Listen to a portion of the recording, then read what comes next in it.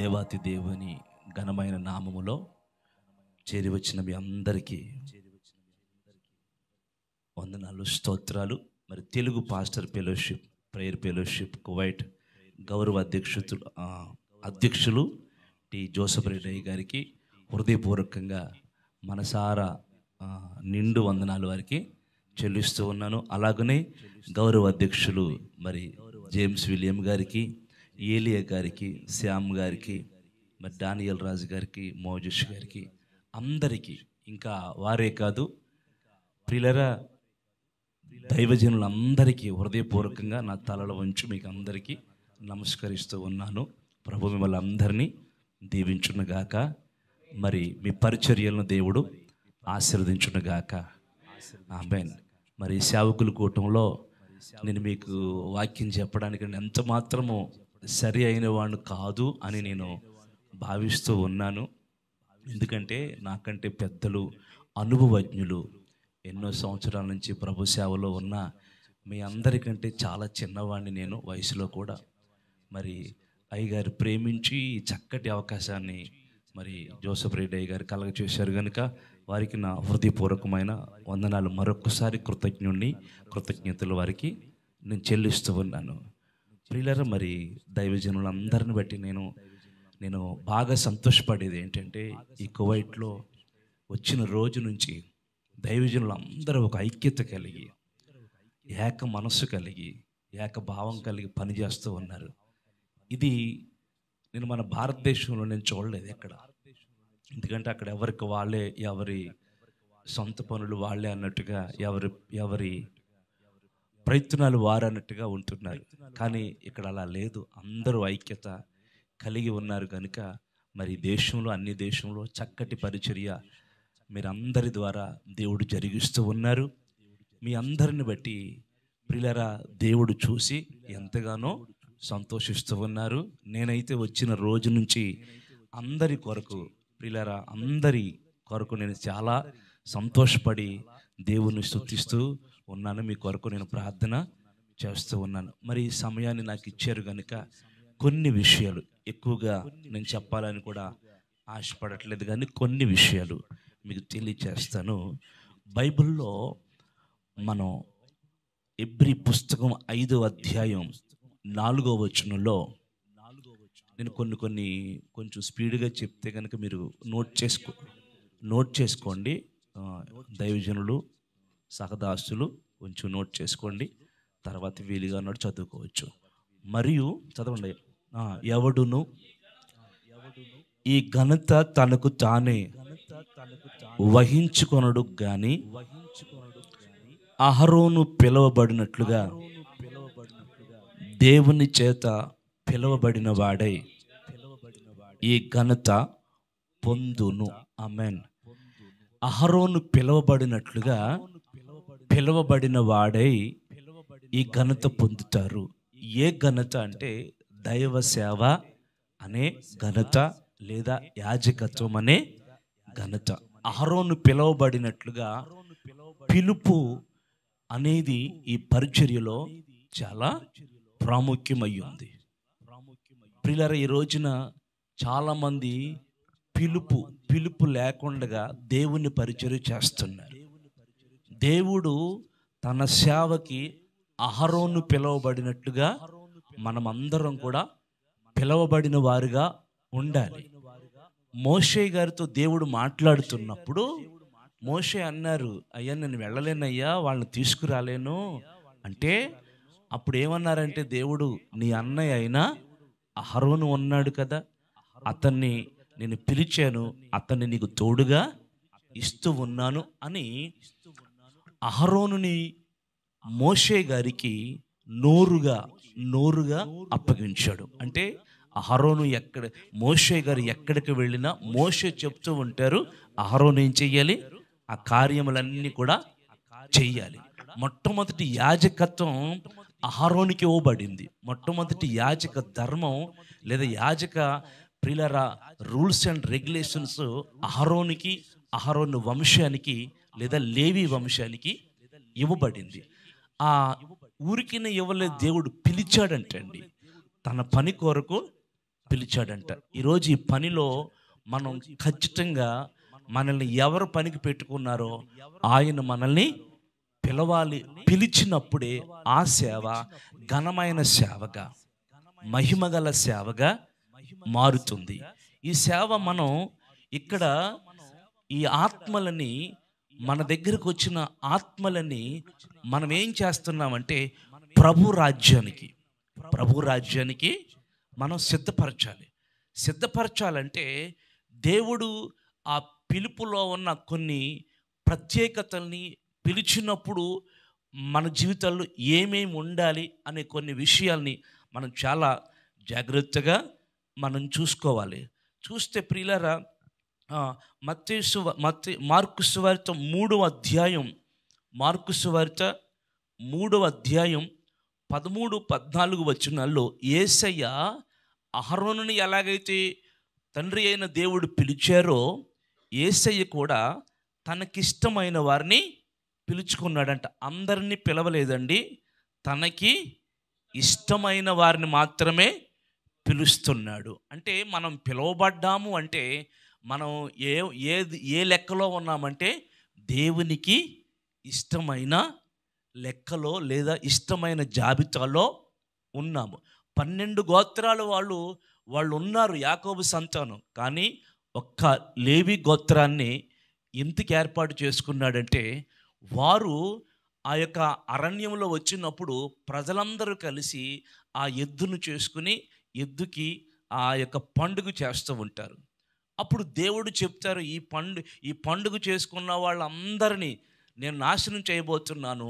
నా పక్కన ఉన్నవాడు ఎవడో నా పక్కకు రండి, లోకములో ఉండవాలనుకున్నవాడు లోకములో ఉండమంటే లేవి గోత్రికులు మాత్రమే యెహోవా పక్షంగా నిలబడ్డారు. మిగిలిన వాళ్ళు ఎవరో వాళ్ళంతా లోకంలో ఉండిపోయారు. అందుకని లేవి గోత్రికులతో దేవుడు చెప్పాడు, మిమ్మల్ని యాజకత్వ సేవకుని ఏర్పాటు చేసుకుంటున్నాను గనుక ఆ యొక్క దూడకు మొక్కిన ప్రతి ఒక్కరిని మీరు చంపమని ప్రియులారా ఆజ్ఞ ఇస్తే, ఈ లేవీయులు ఆ అన్నదమ్ములను చూడకుండా, అక్క చెల్లెలను చూడకుండా, బంధువులను చూడకుండా ఏం చేశారంటే వాళ్ళందరినీ చంపేశారు. అంటే దేవుడు చెప్పిన పని చేశారు గనుక ఆ లేవి గోత్రం దేవునికి ఇష్టమైంది. అంటే చంపడం అంటే అక్కడ వాళ్ళు చంపారు, కానీ ఇక్కడ మనం ఆత్మీయంగా వాళ్ళలో ఉన్న పాపాలని, వాళ్ళలో ఉన్న అపరాధాలని, వాళ్ళలో ఉన్న భయంకరమైన దేవునికి వ్యతిరేకమైన విగ్రహారాధన క్రియల్ని మనము చంపగలిగితే ఇప్పుడు మనం దేవునికి ఇష్టమైన వ్యక్తులుగా, ఇష్టమైన సేవకులుగా మనము మారుతాం. అహరోన్ని, లేవి గోత్రాన్ని ఎప్పుడు ఏర్పాటు చేసుకున్నాడంటే ఆ పాపం చేసిన వాళ్ళ నుంచి యెహోవా పక్షంగా నిలబడ్డారు వాళ్ళు. ఇక్కడ కూడా యేసయ్య చాలామంది ఆయన్ని వెంబడించారు, యేసయ్యని చాలామంది వెంబడించారు, కానీ ఆయనకి ఇష్టమైన వారిని మాత్రమే ఏం చేస్తున్నాడు దేవుడు పిలుస్తూ ఉన్నారు. ఈరోజు మనల్ని పిలిచాడు ఈ పరిచర్య కంటే, ఈ సేవకు పిలిచాడు అంటే దేవునికి మనం ఎంత ఇష్టమైన దైవజనులమో, ఇష్టమైన సేవకులమో అని ప్రియులారా. అందుచేత మనము దేవునికి ఇష్టలుగా మనం ఉండి దేవునికి ఇష్టమైన దేవుని పనిని ఆయనకి ఇష్టమైనట్టుగా మనం ఏం చేయాలి, చేస్తూ ఉండాలి. మనం ఏం చేస్తాం, మనకిష్టమైనట్టుగా చేసుకుంటూ ఉంటాం, కానీ ఆయనకి ఇష్టమైనట్లుగా మనం దేవుని పని చేస్తూ ఉండాలి. లూకా సువార్త 6వ అధ్యాయం 13వ వచనంలో ఆయన ఎవరెవరినైతే పిలుచుకున్నారో వారందరికీ ఏమని పేరు పెట్టారంటే అపోస్తులు అని పేరు పెట్టారు. ఏ పేరు పెట్టారండి? లూకా సువార్త 6వ అధ్యాయం 13వ వచనంలో ఆయన ప్రార్థన చేసి ఉదయకాలం బయటకు వచ్చి తనకిష్టమైన వారందరిని పిలిచి వాళ్ళందరికీ అపోస్తులు, దెయ్యాలు వెళ్ళగొట్టడానికి, అపవిత్రాత్మలు పోగొట్టడానికి, లోకములో ఉన్న పాప శాపాలన్నీ ఇక్కడ ఖండించడానికి వాళ్ళని ఏర్పాటు చేసుకుని ఏం చేశాడంటే అపోస్తులు అనే పేరు పెట్టారు. అపోస్తులు అంటే పిలవబడిన వారు లేదా పంపబడిన వారు, మరొక మాట ఏర్పాటు చేయబడిన వారు. ఈ ఐగుప్తు దేశంలోంచి అందరినీ విడిపించాడు దేవుడు, ఇజ్రాయెల్ అందరినీ విడిపించాడు, కానీ ఒక్క లేవి గోత్రాన్ని యాజకత్వంలోకి ఏర్పాటు చేసుకున్నాడు. ఇప్పుడు కూడా మనం కూడా ప్రభు యొక్క నడిపింపును బట్టి మనం లోకంలో పాపంలోంచి బయటకు వచ్చినప్పుడు మనం కూడా దేవుణ్ణి నమ్మి విశ్వాసులుగా వస్తాం. మనలో మొదట ఎవరిని దేవుడు తెలియకముందు మనకి ఏ పిలుపు ఉండదు. దేవుణ్ణి తెలుసుకున్న తర్వాత మనము అందరి వలె మనం కూడా దేవునిలోకి వస్తాం. వచ్చిన తర్వాత దేవుడు మన పట్ల ఉన్న ఏర్పాటుని, మన పట్ల ఉన్న ప్రణాళికని తెలియచేస్తూ ఉంటాడు. అప్పుడు దేవుని ఏర్పాటు ఏంటో మన పట్ల బయలుపడుతూ ఉంటుంది. ఇక్కడ చాలామందిని పిలిచాడు, కానీ ఏర్పాటు చేసుకున్న వాళ్ళు మాత్రం కొందరే. కొంతమందిని దేవుడు పిలిచినా ఆ పిలుపుకు లోబడరు. కొంతమందిని పిలుస్తూ ఉంటాడు, ఆ పిలుపును నిర్లక్ష్యం చేస్తూ ఉంటారు. కొంతమందికి పిలుపు ఉంటుంది, కానీ దాన్ని నిర్లక్ష్యం చేస్తారు. పిలిచినట్టుగా ఆ పిలుపుకి విధేయత చూపలేని అనేక మంది ఈ రోజున దేవుని సేవకులు ఉన్నారు. కాబట్టి మనల్ని పిలిచాడు గనుక దేవుడు మనల్ని ఏం చేస్తున్నాడు? ఆయన ప్రజల మధ్యకి ఏం చేస్తున్నాడు? పంపుతున్నాడు. మనం ఎందుకు పిలువబడ్డామంటే కేవలం ఆయన పని చేయడానికి మాత్రమే.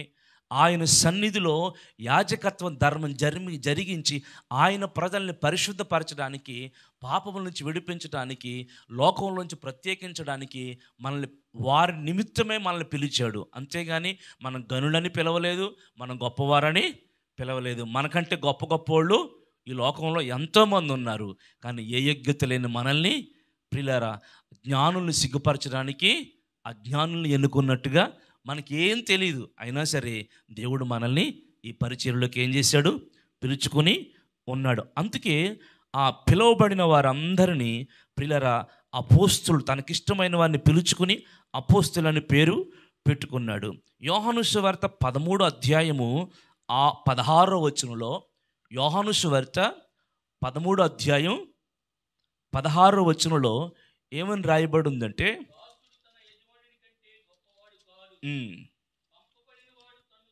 అది పంపబడిన వాడు పంపిన వాని కంటే గొప్పవాడు కాడు. యేసు ప్రభు మనల్ని పంపుతూ ఉన్నాడు. ఎక్కడికి? లోకంలోనికి పంపుతున్నాడు. ఇప్పుడు మనం గొప్పవాళ్ళం కాదు, కానీ మనల్ని పిలిచినవాడు గొప్పవాడు. అర్థమైందండి? నేను కువైట్ దేశం వచ్చిన దగ్గర నుంచి ఒక విషయంలో నేను బాధపడుతున్నా. చిన్న విషయం చెప్తాను. బాధపడుతున్నా. ఎక్కడికి వెళ్ళినా నా కోసం నిండుగా చప్పట్లు కొట్టిస్తున్నారు, కానీ నాకు అసలు ఇష్టం లేదు ఆ చప్పట్లు. నాకు ఇష్టం లేదు. మీకు కావాల్సే ఎవరిని అంత ఇప్పటివరకు నేను మనా చేయలేదు ఇప్పటివరకు ఎవరి దగ్గర. నాకైతే ఇష్టం లేదండి. ఎందుకంటే మనలో ఉన్నవాడు గొప్పవాడు, కానీ మనం గొప్పవాళ్ళం కాదండి. అంటే నా భావం మాత్రం చెప్తున్నాను అంతే. ప్రియులారా, మిమ్మల్ని ఎవరు నేను తప్పు పడతలేదు, కానీ నా భావం చెప్పు. నాకు అసలు ఇష్టపడట్లా. ఎందుకంటే నేను ఎవరిని బాధ పెట్టకూడదు కాబట్టి తలదించుకుని వస్తున్నాను. ప్రియులారా, దేవుడు గొప్పవాడు. ఆయన మనలో లేకపోతే, ఈరోజు ఆ పిలుపు మనలో లేకపోతే మనం ఎటువంటి వాళ్ళం ఈరోజు ఆయన ఆ యేసు ప్రభు మనమనే గాడిద మీద ఆయన కూర్చున్నాడు కనుక, మనం గాడిదలమైతే ఆయన కూర్చున్నాడు కనుక ఇప్పుడు మనకేం కలుగుతుంది? విలువ కలుగుతుంది. మనం వెళ్ళినప్పుడు చీరలు పరుస్తున్నారు, వస్త్రాలు పరుస్తున్నారు, అన్ని సేవలు చేస్తున్నారు. ఎందుకంటే ఆయన ఉన్నాడు కనుక. అందుకే ఇక్కడ పిలిచిన వారిని పంపుతున్నాడు. ఎక్కడ ఏ పని చెయ్యాలి చూడండి ప్రియులారా. మనం కూడా పిలిచినప్పుడు దేవుడు ఎక్కడికి పంపితే అక్కడికి వెళ్ళాలి. తెలుసా మీకు సంగతి? ఎక్కడికి పంపితే అక్కడికి వెళ్ళాలి. నేను ఇక్కడే సేవ చేస్తాను అనుకుంటే మన చిత్తం అవుతుంది, మన ఇష్టం అవుతుంది. దేవుడికి ఇష్టమైన చోట, దేవుడు పంపిన చోటకు మనం వెళ్తే దేవునికి ఇష్టమైన సేవ అవుతుంది. అందుకని ఇప్పటికే చాలామంది సొంత నిర్ణయాల్లో ఉన్నారు, కానీ దేవునికి మన ఇష్టం దేవునికి ఇష్టమైందో కాదో, మన నిర్ణయం దేవునికి ఇష్టమైందో కాదో కూడా మనకి అర్థమయ్యి ఉండాలండి ప్రియులారా. 1 పేతురు పత్రిక 1వ అధ్యాయం 10వ వచనంలో, 1 పేతురు పత్రిక 1వ అధ్యాయం 10వ వచనంలో, 2 పేతురు పత్రిక 1వ అధ్యాయం 10వ వచనంలో, అందువలన సహోదరులారా మీ పిలుపును మీ ఏర్పాటును నిశ్చయం చేసుకొనటానికి మరీ జాగ్రత్త పడండి. దేవుడు ఎవరిని పిలిచాడో, దేవుడు ఎవరిని ఏర్పాటు చేసుకున్నాడో, ఆ దైవజనులమైన మనము ఆ పిలుపును గూర్చి, ఆ ఏర్పాటును గూర్చి మరీ నిశ్చయముగా ఏమవ్వాలి? జాగ్రత్త పడాలి. నన్ను ఎందుకు పిలిచాడు దేవుడు? ఆత్మలు రక్షించడానికి. నన్ను ఎందుకు పిలిచాడు దేవుడు? తన పని చేయడానికి. నన్ను ఎందుకు పిలిచాడు దేవుడు? తనకు ప్రతినిధిగా ఉండటానికి. మనల్ని ఎక్కడ ఏర్పాటు చేసుకున్నాడు దేవుడు? ఆయన ఎక్కడికి వెళ్ళమంటున్నాడు, ఎక్కడికి పంపుతున్నాడు అనే విషయాల్ని ఖచ్చితంగా మనం ఏం చెయ్యాలి? నిశ్చయపరుచుకోవాలి. నా సాక్ష్యం చెప్తానండి ప్రియులారా. 10 సంవత్సరాలు ఒక దైవజనుడి దగ్గర నమ్మకంగా నేను సేవ చేశాను. శిష్యరికం చేశాను. తర్వాత ఆ దైవజనుడే వచ్చి మా సొంత గ్రామంలో సేవను ప్రారంభించాడు. ఆ దైవజనుడి చేతుల మీదే సేవ ప్రారంభమయ్యింది. ప్రారంభమైన 6 నెలలకి కొంచెం మంచి దైవజనులు నాకు కనపడితే ప్రార్థన చేస్తూ దేవుడు చెప్పారు, వారితో వెళ్ళమని చెప్పారు. 13 సంవత్సరాలు వారితో నేను సేవ చేశాను. ఇప్పుడు మొదటి 10, ఇది 13, 23 సంవత్సరాలు. ఈ 23 సంవత్సరాల్లో ప్రియులారా, నేను నాకిచ్చిన పరిచర్య, నాకిచ్చిన సంఘాన్ని నేను కట్టుకుంటూ, శ్రమల్లో కట్టుకుంటూ, బాధల్లో కట్టుకుంటూ 13 ప్లేసెస్ మార్చానండి ఆ చిన్న పల్లెటూరులో. ప్రియులారా, కట్టుకుంటూ అవన్నీ చెప్తుంటే అసలు ఏడుపే కానీ మామూలుగా దాన్ని చెప్పే విషయాలు కాదు. 13 స్థలాలు. కానీ నాకు దేవుడు చెప్పింది ఏంటంటే, ఇదిగో ఈ ప్రాంతంలో ఉన్న వాళ్ళందరూ విగ్రహారాధికులు, ఇక్కడ నువ్వు దేవుని ప్రకటన చెయ్యాలి, ఇక్కడ దేవుని మహింపరచాలి నువ్వు. కాబట్టి నాకు సాక్షిగా బ్రతకాలి. అందుకని నేను పెట్టే ప్రతి శ్రమకి నువ్వు విధేయుడిగా ఇక్కడ ఉండాలి. ప్రియులారా, ఈ రోజున అక్కడ సేవ కట్టబడిందంటే కేవలం శ్రమల వల్లే కట్టబడింది. ప్రియులారా, దేవుడు చిత్తానికి అప్పగించుకోవడం వల్లే అక్కడ పరిచర్య కట్టబడింది తప్ప నా ఇష్టం కాదు. దేవుడు నన్ను ఎక్కడికి వెళ్ళమని చెప్పలా, ఆ సొంత జనుల మధ్య నిలబడమని చెప్పాడు. అలాగూ నేను నిలబడి అక్కడ సేవ చేస్తున్నాను. ఇప్పుడు ఇన్ని సంవత్సరాల తర్వాత ఇప్పుడు చెప్తున్నాడు, ఆ చుట్టుపక్కల ప్రాంతాల్లో నీకు బ్రాంచీలు ఇవ్వబోతున్నానని చెప్తున్నాడు. ఎందుకంటే దేవుడు మనల్ని దేని కొరకు ఏర్పాటు చేసుకున్నాడో దానిని మించకూడదు. దానిని మించి మనం అడుగులు వేసామనుకోండి ప్రియులారా, మనకు అప్పగించిన దాని కొరకు మనం ప్రయాసపడ్డాం అనుకోండి, ఆ దాంట్లో ప్రతిఫలం ఏమి ఉండదు. ఎందుకంటే దేవునికి ఇష్టంగా మనం సేవ చేయాలి కనుక, ఆయన చెప్పినట్టుగా సేవ చేయాలి కనుక మనం ఖచ్చితంగా ఆయనకు లోబడవలసింది. ఎందుకంటే ఆయన మనకి ఆత్మస్వరూపిగా ఉండి బోధిస్తాడు, దర్శనాల ద్వారా మాట్లాడుతాడు, ప్రవచనాల ద్వారా మాట్లాడుతాడు. ఎన్నో కార్యాలు ఆయన సేవకుల్ని స్థిరపరచడానికి ప్రియరా దేవుడు చేస్తాడు. అందుకే నాకు ఇచ్చిన దాన్ని వదిలిపెట్టి ఎక్కడికి వెళ్ళలేదు. కానీ భారతదేశం అన్ని చోట్ల నేను సేవకు వెళుతాను, హిందీ ప్రాంతాల్లో కూడా నేను సేవకు వెళుతాను. కానీ ప్రియులారా, నాకు ఇచ్చిన దాన్ని ఎక్కడికి వెళ్ళినా నాకు ఇచ్చిన దాని దగ్గరికి ఏం చేస్తాను? తిరిగి వస్తాను. మా సొంత ఊరిలోనే ఆ ఇల్లు వాకిలి దేవుడి మందిరం కొరకు అమ్మేసి ప్రియులారా ఒక చిన్న స్థలం కొనుక్కుని, చిన్న ఇల్లు కట్టుకుని, ఒక చిన్న మందిరం కట్టుకుని, మందిరం బాగుంటుంది, ఇల్లు మాత్రం చిన్న రేక్ షెడ్డు, మీరు వస్తారంటే వంగుని రావాలి, అటువంటి ఇంట్లో మేము ఇప్పుడు ఉంటూ దేవుని పని చేస్తూ ఉన్నాం. ఈ మాట ఎందుకు చెప్తున్నానంటే, మన ఏర్పాటు దేని విషయంలో ఉందో, ఎక్కడ ఉందో దాన్ని ఖచ్చితంగా మనం ఏం చేయాలి? స్థిరపరచుకోవాలి. అది దేవుని దగ్గర నుంచి పొందుకోవాలి. ఎక్కడ పడితే అక్కడ మనం సేవ చేయడానికి ప్రియులారా మన ఇష్టం కాదు, మనల్ని పిలిచిన వాని ఇష్టం. అందుకే పిలిచిన వాని ఇష్టాన్ని మనం ఏం చేయాలి? నెరవేర్చాలి. ఇలాగున ఈ పిలుపులో ఉన్న అనుభవాల్ని మనం చూస్తూ ఉన్నాం. ప్రియులారా, ఇక్కడ అపోస్తుల కార్యాలు 13వ అధ్యాయం 1-3 వచనాల్లో, అపోస్తుల కార్యాలు 13వ అధ్యాయం 1-3 వచనాల్లో ఇక్కడ ఒక చరిత్ర రాయబడి ఉంటుంది. ఇక్కడ పౌలు, బర్నబా అనే 2 వ్యక్తులు సంఘములో, అంతికేయ సంఘములో కట్టబడి రేయింబగళ్ళు ఉపవాస ప్రార్థనలు చేస్తూ ప్రభువుని సేవిస్తూ ఉన్నారు. అప్పుడు పరిశుద్ధాత్ముడు చెప్తూ ఉన్నాడు, ప్రియులారా, నేను బర్నబాని, పౌలుని ఎవరైనా తీసారే దైవజనులు? తీస్తే ఏదో ఒకటి అందించండి, అంతే, ఏదో ఒక మాట అందించండి. నేను పౌలుని, బర్నబాని పిలిచిన పని కొరకు వారిని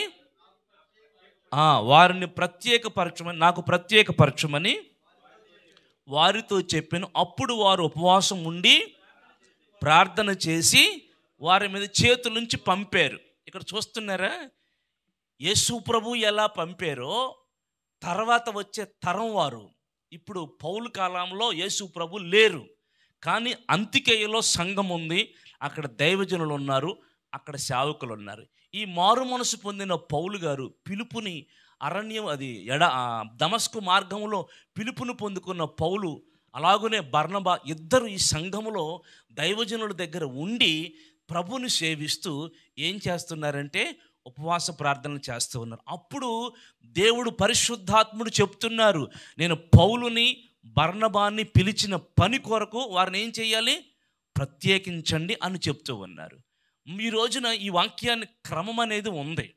ఎందుకంటే యేసు ప్రభు 12 మందిని తయారు చేస్తే 12 మంది దగ్గర శిష్యరికం చేసిన వాళ్ళు మరలా సేవకులు అయ్యారు. తర్వాత వాళ్ళ దగ్గర వచ్చిన వాళ్ళు సేవకులు అయ్యారు. ఒక సేవకుడు తయారు కావాలంటే ఏదో ఒక సంఘంలో కొంతకాలమైనా సరే, నేను 10 సంవత్సరాలు నా దైవజనుడి దగ్గర నేను సేవలో నలిగాను.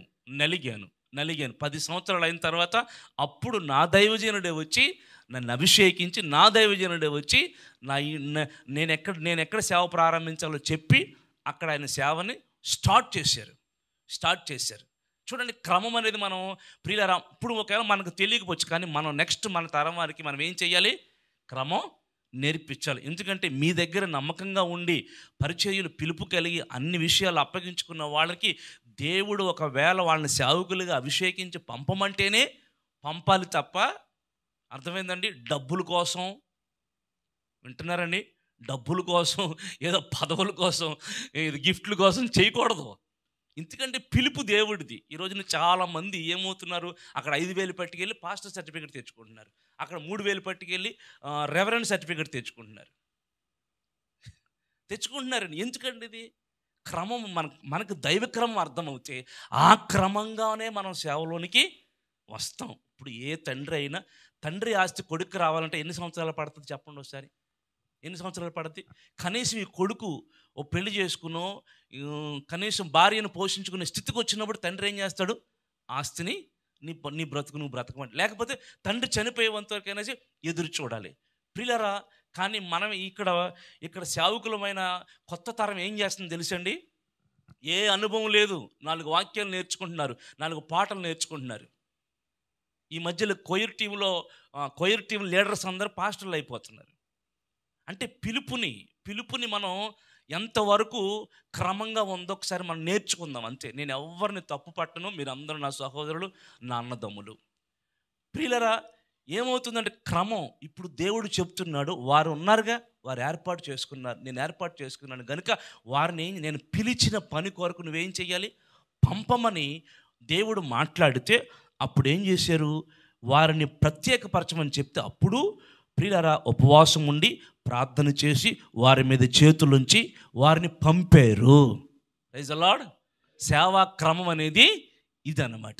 సేవా క్రమం అనేది ఇది. మనం ఎలా పంపబడ్డామో మన దగ్గర నుంచి కూడా రాబోయే తర సేవకులు పంపబడాలి. ఒకవేళ ఎవరైనా శిష్యరికం చేస్తున్న వాళ్ళు ఇక్కడ ఉంటే కనుక ఈ విషయాలు ఖచ్చితంగా మీరు నేర్చుకోవాలని దేవుని పేరిట మీకు తెలియచేస్తూ ఉన్నాను.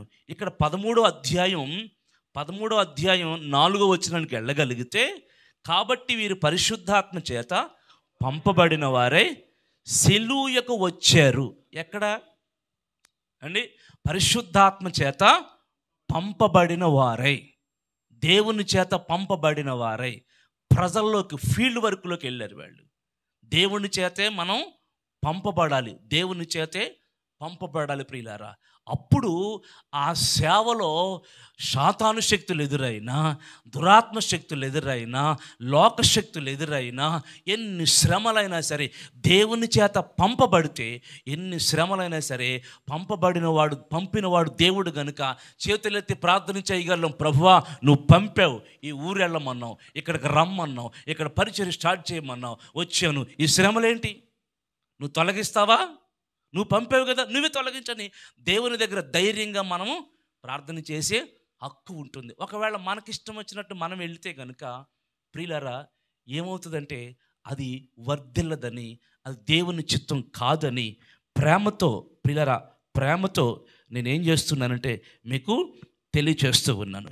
ఇక్కడ చూస్తూ ఉంటే అపోస్తుల కార్యాలు 1వ అధ్యాయం 4-5 వచనాల్లో యేసు ప్రభు చెప్పారు, మీరు యెరూషలేములోని వెళ్ళొద్దు. ఎవరితో చెప్పారంటే శిష్యులతో చెప్పారు. మీరు యెరూషలేములోంచి వెళ్ళక నా వలన వినిన తండ్రి యొక్క వాగ్దానం కొరకు కనిపెట్టండి. ఇప్పుడు చూడండి, సేవకులకు పిలుపు ఉంది, ఏర్పాటు ఉంది, ప్రత్యేకత ఉంది.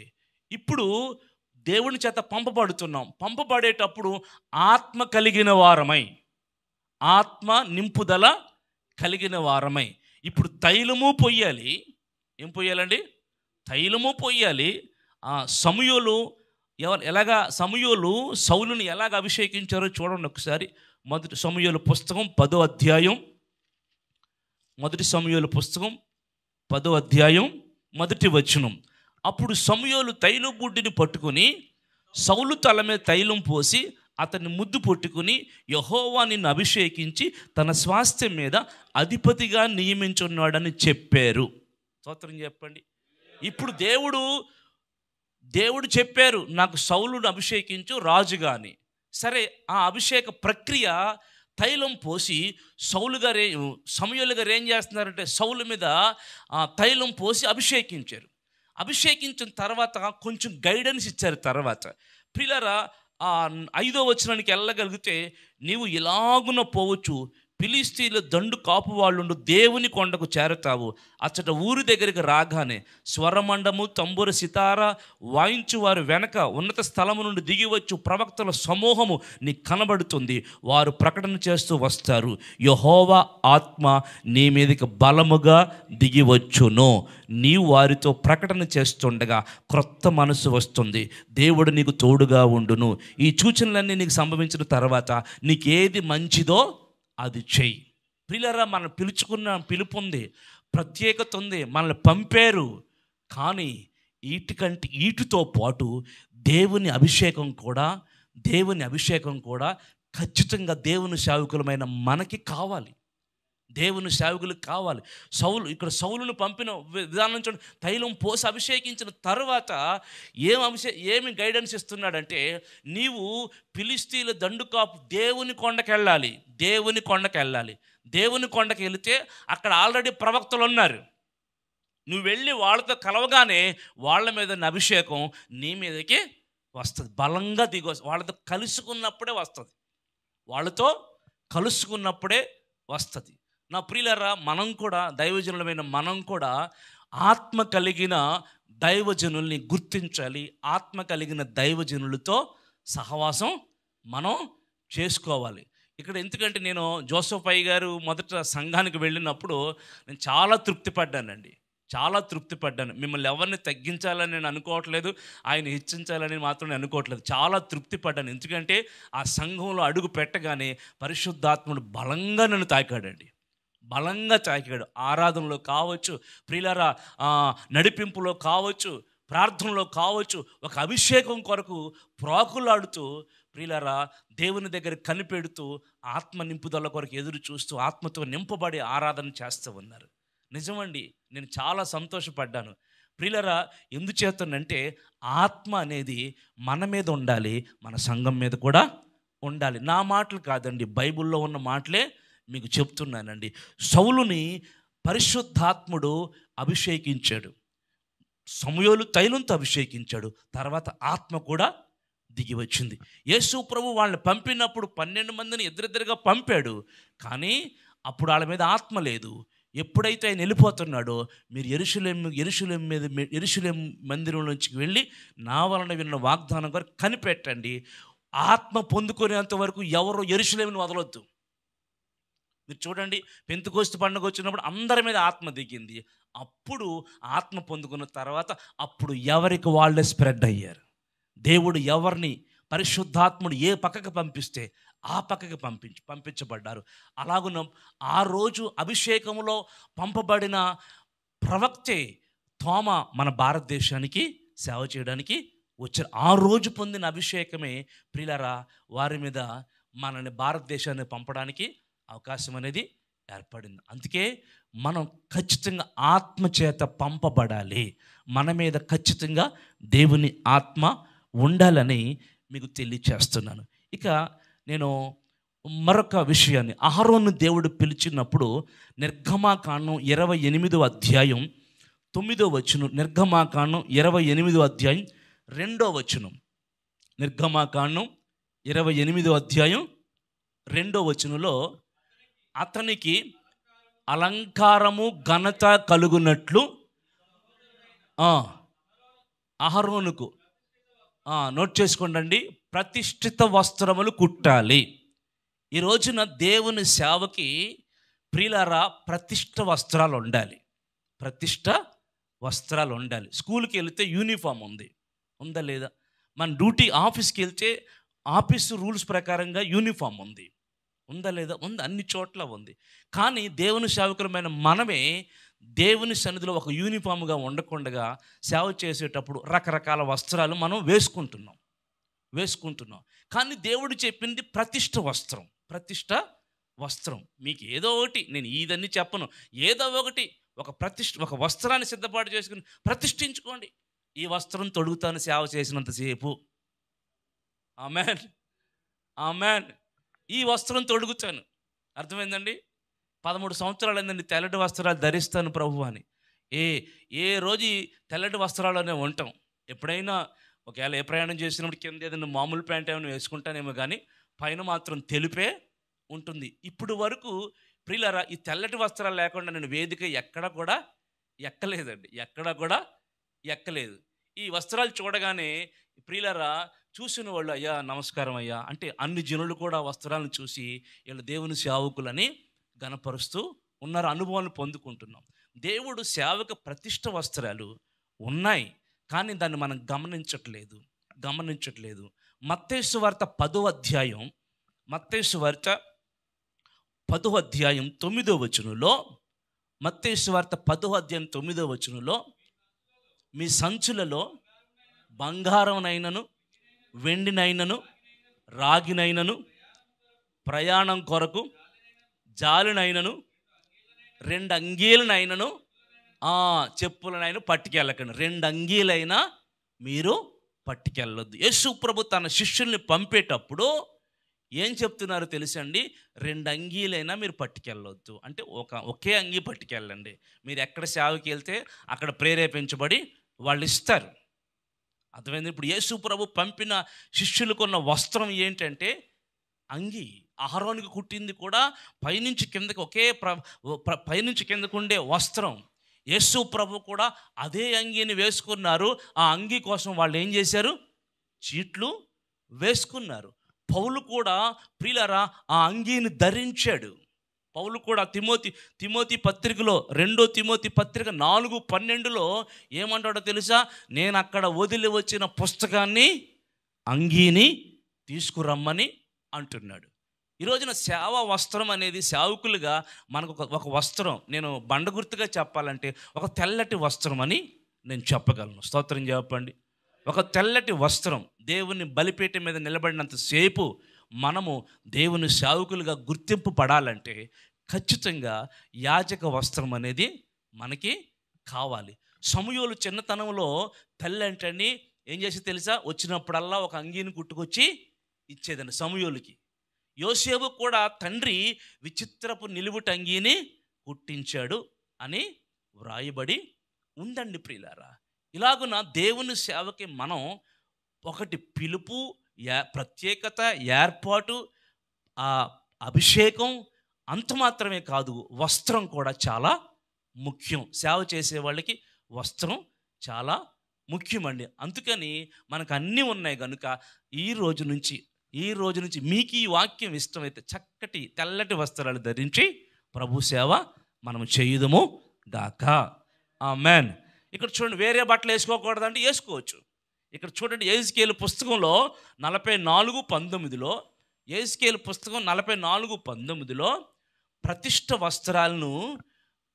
వస్త్రాలని చక్కగా ప్రతిష్ఠ గదుల్లో భద్రం చేసుకుని సేవ అయిపోయిన తర్వాత వేరు వస్త్రాలు వేసుకోవచ్చని కూడా ఉందండి. స్తోత్రం చెప్పండి. అయ్యా ఉంది కదండి. వేరు వస్త్రాలు కూడా ధరించమని చాలా చదువుకోండి. సేవ వస్త్రాలను పక్కన పెట్టి యాజకత్వం అయిపోయిన తర్వాత వేరే వస్త్రాలు వేసుకోమని కూడా వ్రాయబడి ఉంది. కాబట్టి దేవుని సేవ చేసినంతసేపు ఖచ్చితంగా మనం దేవుని సేవా వస్త్రాల్ని మనం ధరించుదము గాక. ఆమేన్. ఇక ప్రియులారా, ఈ అంగి అహరోను వేసుకున్నాడు కదా. అహరోను గడ్డం మీద నుంచి, అంగీ మీద నుంచి ఏం దిగొచ్చింది? అభిషేకం దిగొస్తే ఆ అభిషేకంలో, ఐక్యతలో ఎవరున్నారు? ఆశీర్వాదము, శాశ్వత జీవము కలిగింది. 133 కీర్తన మనం చదువుకుంటాంగా. ఆ ఐక్యతలో ఏమని తెలుసండి? ఒక దేవుని సన్నిధిలో తెల్లటి అంగీని మనం చూస్తాం. సరే, ఇక వస్త్రం అయిపోయింది. ఇక ఆఖరిగా చెప్తున్నాను, బోధ. ఆఖరిగా నేను చెప్తున్నాను, మనం ఉపదేశించే ఉపదేశం చాలా ప్రాముఖ్యం. అపోస్తుల కార్యాల గ్రంథం 20వ అధ్యాయం 28వ వచనంలో వ్రాయబడిన మాట. అపోస్తుల కార్యాల గ్రంథం 20వ అధ్యాయం 28లో పరిశుద్ధాత్ముడు దేవుడు తన స్వరక్తమిచ్చి సంపాదించిన సంఘాన్ని కాయటానికి, చూడండి, పరిశుద్ధాత్మ మిమ్మల్ని దేని మీద అధ్యక్షులుగా నియమించాడో ఆ యావత్ మందను గూర్చియు మిమ్మను గూర్చియు జాగ్రత్త పడండి. పరిశుద్ధాత్ముడు మనల్ని ఏం చేస్తున్నాడు? దేవుడు స్వరక్తం ఇచ్చి సంపాదించిన ఆ సంఘాన్ని కాయటానికి పరిశుద్ధాత్ముడు మనల్ని అధ్యక్షులుగా ఉంచాడు. ప్రైజ్ ది లార్డ్, హల్లెలూయా. ఇప్పుడు జోసెఫ్ పై గారిని తెలుగు పాస్టర్ ఫెలోషిప్ కువైట్లో అధ్యక్షులుగా ఉంచారు. అర్థమైందండి? ఇప్పుడు మనల్ని కూడా ఇండిపెండెంట్గా మన సంఘాలను కాసుకోవడానికి మనల్ని కూడా దేవుడు అధ్యక్షులుగా ఉంచాడు. కాబట్టి మనకు అప్పగించబడిన మందని మనం కాచుకోవాలి. ఆ మందకి బలమైన ఆహారం పెట్టాలి. ఆ మందని గాయాలు కట్టాలి. ఏ విధము చేతనైనా ఆ మందని మనం ఏం చేయాలి? బలపరచాలి. అంత మాత్రమే కాదు, మనల్ని కూడా, వినండి, మనల్ని కూడా, ఇది సేవకులకు చెప్తున్న మాట కాబట్టి మనల్ని కూడా ఇటువంటి సేవకుల ఉపదేశాల ద్వారా, సేవకుల కూడికల్లో మనల్ని కూడా ఏం చెయ్యాలి? ప్రియులారా, రీఛార్జ్ చేసుకుంటూ కొత్త కొత్త వాక్యాలు అభిషక్తులైన దైవజనుల చేత మనము ఏం చెయ్యాలి? ఈ వాక్యాలు చెప్పించుకుంటూ సేవకుల ద్వారా సేవకులు కూడా మనం కూడా దేవుని సన్నిధిలో బలపడుతూ ఉండాలి. వాళ్ళని బలపరుస్తూ ఉండాలి. మనం నేర్చుకుని మనం కూడా నేర్చుకుంటూ ఎందుకంటే సేవ అనేది అన్నీ నాకు తెలుసు అనుకున్న మనిషి జీరో. అన్నీ నాకు తెలుసు అనుకున్న మనిషి జీరో. ఈ క్షణం బైబిల్ చదువుతుంటే ఇంకా ఎన్నో కొత్త మర్మాలు వస్తూ ఉంటాయి. ప్రతి ప్రసంగంలో కొత్త కొత్త థాట్లు వస్తూ ఉంటాయి. ఎందుకంటే అది పరిశుద్ధాత్మ దేవుడు మనకు అనుగ్రహిస్తాడు. అందుకే మనం నేర్చుకుంటూనే ఉండాలండి. మరొక మాట చూపిస్తాను చూడండి ప్రియులరా, చక్కటి మాట చూపిస్తాను చూడండి. తిమోతి పత్రిక 1 తిమోతి 4వ అధ్యాయం 11 నుండి 16 వరకు నోట్ చేసుకోండి.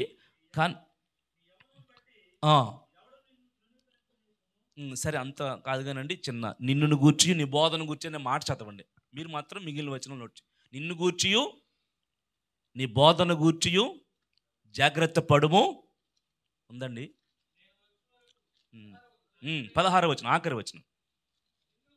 నిన్ను గూర్చియు నీ బోధన గూర్చియు జాగ్రత్త కలిగి ఉండుము, వీటిలో నిలకడగా ఉండుము. నీవిలాగు చేసి నిన్నును నీ బోధ వినువారిని రక్షించుకుంటావు. స్తోత్రం చెప్పండి. ప్రియులారా, మనము రక్షించుకోవాలి, మన బోధ వినేవారిని కూడా రక్షించుకోవాలి. మనం ఏదో ఆయన పాస్టర్ చేశాడుగా, సేవకులు అయిపోయాంగా, ఇక మనం వచ్చిన గానుకలన్నీ మనం జాగ్రత్త. దేవుడు బోధకులకు 2 అంతుల తీర్పు, విశ్వాసులు 1 తీర్పే, బోధకులకు ఎన్ని తీర్పులు? 2 అంతులు. అందుకే మన మందని చాలా జాగ్రత్తగా మనము బోధించాలి. మన బోధన గూర్చి జాగ్రత్త పడాలి. ప్రియులారా, మనల్ని గూర్చి కూడా జాగ్రత్త పడాలి. బోధించిన తర్వాత మనం పడిపోకూడదు. వినండి, బల్ల గుద్ది బోధించిన తర్వాత మనం ఏం చేయకూడదు? పడిపోకూడదు. అంటే ఉపదేశం వాళ్ళకే అనుకుంటాం మనం, కాదండి, మనకు కూడా ఉంది. వాళ్ళు రక్షించబడాలి, మనము ఇదంతా సేమ్ టైం ఒకే ప్యారలల్గా జరుగుతుంది. వాళ్ళకి రక్షణ, మనకి రక్షణ. మనం కూడా చివరి వరకు నేర్చుకుంటూ భయంతో ఉండాలి.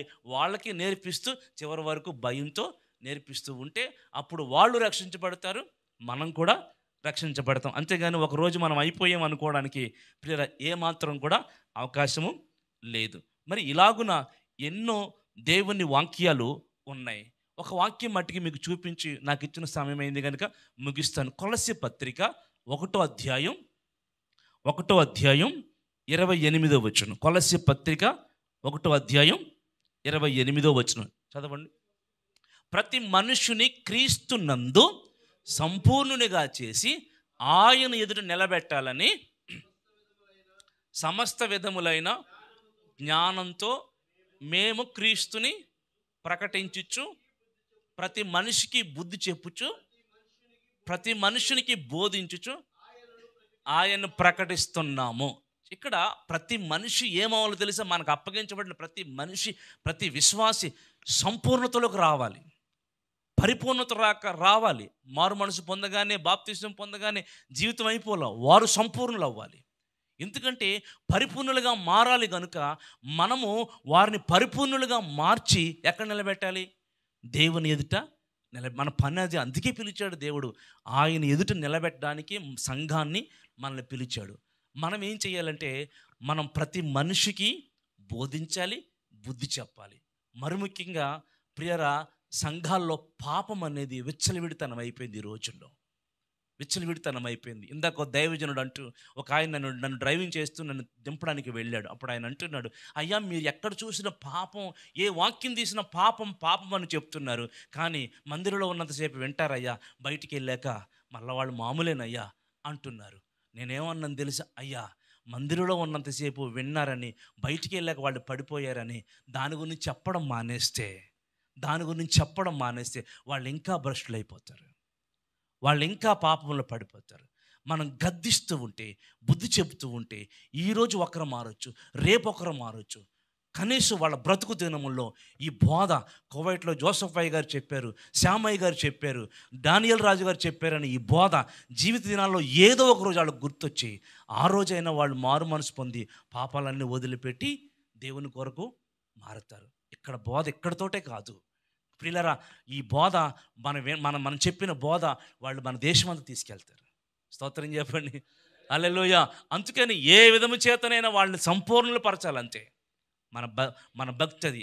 ఏమండి, మనం కూడా సంపూర్ణులుగా ఉండాలి, మనం కూడా పరిపూర్ణులుగా ఉంటూ వాళ్ళకి బోధించాలి. మరి ఇలాగ బోధిస్తే ఒకరోజు మహిమ కలిగిన సంఘం ఆయన మనల్ని చూసి, బలా నమ్మకమైన దాసుడా, నీకు అప్పగించిన ఆత్మలలో నీవెంత నమ్మకంగా ఉన్నావో. కొట్టండి గట్టిగా, చప్పట్లు గట్టిగా కొట్టండి. నీకు అప్పగించిన ఆత్మల విషయంలో, నీకు అప్పగించిన మంద విషయంలో ఎంత నమ్మకంగా ఉన్నావో అని దేవుడు అప్పుడండి మన కొరకు సిద్ధపరిచిన జీతం, మన కొరకు దాచి ఉంచిన ఆ పరలోక రాజ్యంలో బహుమతులు, గిఫ్ట్స్, బహుమానాలు, మన కొరకు దాచబడిన శ్రేష్టమైన స్థానాల్లో మనం అడుగు పెడతామండి. ఈ రోజున ఈ భూమిలోనే మన సేవ అంతం కాకూడదు. మనం ఎక్కడి వరకు చేరాలి? ఆయన రాజ్యంలో ఆయనతో కూడా మనం కూడా ఏలేవారిగా మారాలని దేవుని వాక్యాల్లో, అనేక వాక్యాల్లో వ్రాయబడి ఉన్నాయి. మరి ఇప్పటి వరకు మీకు చెప్పిన వాక్యాల్లో ఒకవేళ మీకు ఏదైనా బాధ కలిగిస్తే, మీకు ఏదైనా ఇబ్బంది కలిగిస్తే దయతో నన్ను క్షమించండి. ఒకవేళ నేనే తప్పు మాట్లాడని మీకు అనిపిస్తే దయతో మన్నించండి. ఎందుకంటే నేను మీలాంటి వాడిని, నేను మీతో సమానుణ్ణి, నేనేమీ గొప్పవాణ్ణి కాదు. ఎందుకంటే మీ ప్రేమానురాగాలు, మీ సహవాసం, మీరు ఎలాగున్నారో మీతో నేను కూడా అలాగనే అంటుకట్టుబడి ఉండాలి. కనుక నన్ను ఎవరూ మీరు వేరు చేయొద్దు. దేవుని వాక్యాలు చూసుకోండి. ఒకవేళ ఇబ్బంది ఉన్నా క్షమించండి, అంతే. నేనేమంటున్నాను, క్షమించమని ధైర్యంగా నేను చెప్పుకుంటూ ఉన్నాను. కాబట్టి మరి ఈ శ్రేష్టమైన, అతి శ్రేష్టమైన, మహా మహిమ కలిగిన ఈ సమయాన్ని నాకు ఇచ్చారు. మరి నేనైతే యోగ్యుని కాను. మీకు అందరికీ 2 చేతులు జోడించి దైవజనులైన అధ్యక్షులైన జోసెఫ్ రెడ్డి గారికి, మిగిలిన అధ్యక్షులందరికీ, ప్రియులారా, సంఘ కాపరులందరికీ నిండు వందనాలు శిరస్సు వంచి మీ అందరికీ నా పాదాభివందనం చేస్తూ ఉన్నాను. మీరందరి సేవలు ప్రభు రాజ్యం కొరకు చేరాలి. అలాగనే మనమందరం పరలోక రాజ్యంలో చేరాలి. ఈ మాటలన్నీ ప్రభు దీవించునుగాక. ఆమేన్.